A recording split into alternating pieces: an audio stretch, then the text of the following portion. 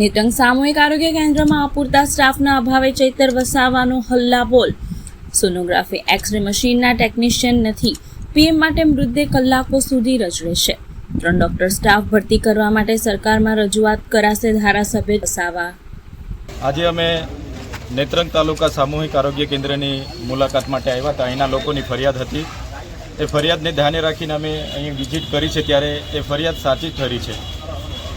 આટલો મોટો તાલુકો હોવા છતાં આદિવાસી વિસ્તારના હોવાના નાતે અહીંયા સોનોગ્રાફી મશીન તો છે, પણ આજ દિન સુધી એક પણ કેસ એ મશીનમાં ચેકઅપ કરવામાં નથી આવ્યો કે એના કોઈ ગાયનોલોજિકલ નથી.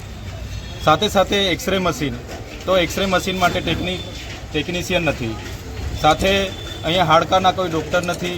એટલે સૌથી વધારે જે લોકોને તકલીફ પડે છે એ જ ડૉક્ટરો નથી. 3 ડૉક્ટરોની જગ્યા ખાલી છે. ઘણા સ્ટાફ નર્સો કરાર પર છે.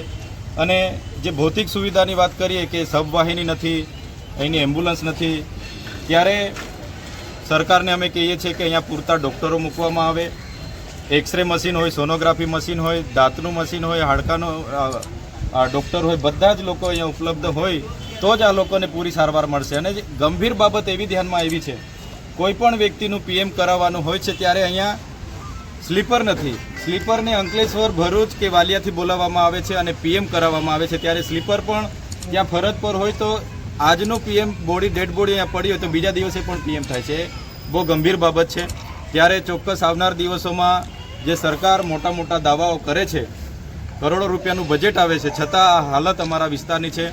અમે સરકારમાં પણ રજૂઆત કરીશું અને અહીંયા પૂરતા ડૉક્ટરો, પૂરતો સ્ટાફ, સોનોગ્રાફી મશીન ચાલે, એક્સરે મશીન ચાલે, દાંતનું મશીન ચાલે અને હાડકાના ડૉક્ટર ઉપસ્થિત રહે એ જ અમારી માગણી છે. સ્લીપર પણ અહીંયા રહે પીએમ માટે, એ જ અમારી માગણી છે.